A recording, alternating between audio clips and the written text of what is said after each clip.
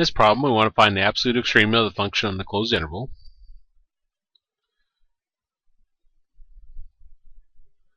So we got f of x is equal to x plus 1 over x minus 3.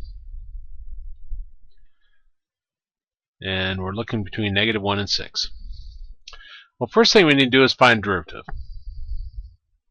So we need the quotient rule. Top part will be p, the bottom part will be q. We need p prime. So the derivative of x plus 1 is 1. We need q prime. The derivative of x minus 3 is 1. Our formula for the quotient rule is p prime q minus p q prime over q squared. So for our derivative, p prime is 1 times q, which is x minus 3, minus p, which is x plus 1, times q prime, which is 1, all over q squared, which is x minus 3 squared. Now those 1's don't do anything, so I can drop those. So we got x minus 3. Remember, if you have a negative out in front of your parentheses, that flips the sign of everything inside. So we're going to have minus x minus 1 over x minus 3 squared. Now x minus x drops away. -3, -1 is -4 over x minus 3 squared. Now to find our critical values. Normally, if you have a fraction, you set your top part equal to 0 and your bottom part equal to 0, but top part doesn't have any variable in it, so I don't need to worry about it. So I'm going to set the bottom part. So I got x minus 3 squared is equal to 0.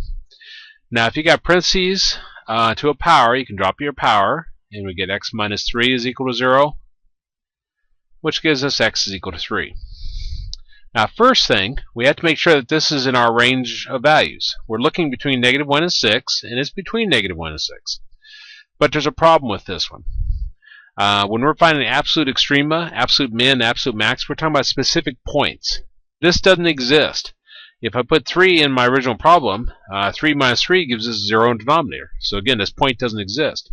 So we're going to ignore it from that standpoint. I'd be tempted to say that you'll never use any value from your denominator, but I suppose if it was set up a little bit differently, that wouldn't necessarily be true. So you have to kind of look to see what does it look like exactly. Okay, now we're going to plug in our endpoints. So I'm going to plug in -1, and I'll plug in 6. And we're going to plug those into our original function. Remember, f of x is y. So this one's pretty simple. I'll just go ahead and do it without using calculator. I'm going to plug in -1 for the x. So I got -1 plus 1 over -1 minus 3. -1 plus 1 is 0. 0 divided by anything is 0.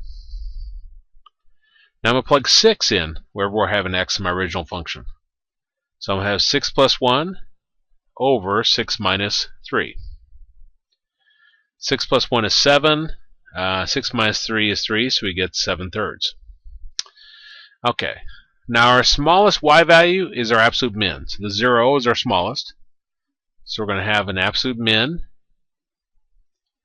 of -1, 0. Our largest y value, which is 7/3, is going to be our absolute max. So we're going to have absolute max of 6 and 7/3. And those would be our answers.